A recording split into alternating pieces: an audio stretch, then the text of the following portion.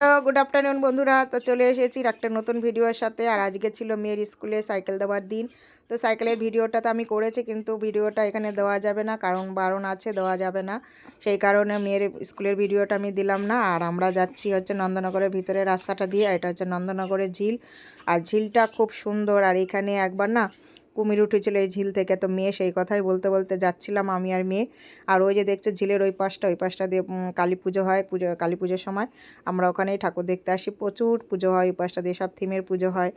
তো আমরা এই রাস্তাটা দিয়ে যাচ্ছি, তার কারণ হচ্ছে এখানে লোকনাথ বাবার মন্দির আছে। তো আমাদের ইচ্ছে একটু এখান দিয়ে যেহেতু যাচ্ছি, একটু লোকনাথ বাবার দর্শন করেই যাব। তো রাস্তাটাও দেখাচ্ছি তোমাদের, আর ভিউটাও দেখাচ্ছি। ঝিলটা যে কত বড় তোমাদের আমি বলে বোঝাতে পারবো না, খুব বড়, খুব সুন্দর। আর চলে এলাম দেখো লোকনাথ বাবার মন্দিরে। তো খুবই প্রতিষ্ঠিত এই লোকনাথ বাবার মন্দির। আর এখানে আছে বাবা ভোলানাথের মন্দির। আর তার ওই পাশে একদম সাইডে আছে রাধারানী। আর এদিকে হচ্ছে আমাদের মাঝখানে তো লোকনাথ বাবার মন্দির। আমরা মাঝখানে প্রসাদও পেয়ে গেছি। দেখো আমাদের ভাগ্য এখানে টেনে নিয়ে এসেছে, আমাদের কপালে প্রসাদ ছিল বলে প্রসাদ পেয়ে গেছি। তো আর এই পাশে হচ্ছে আমাদের আছে রাধারানী আর রাধা গোবিন্দর মূর্তি। এই দেখো খুব সুন্দর। আর এই যে মাঝখানে দুজন দেখলেন বসে আছে, ওনারা এই মন্দির দেখাশোনা করেন।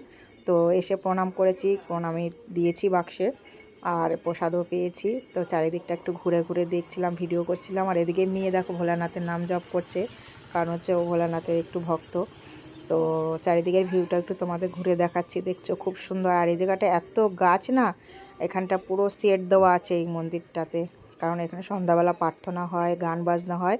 আর এত ঠান্ডা, এখানে বসলে না তোমার কোথাও উঠতে ইচ্ছা করবে না। তা আমি অনেকক্ষণ বসেছিলাম, খুব ভালো লাগছিল।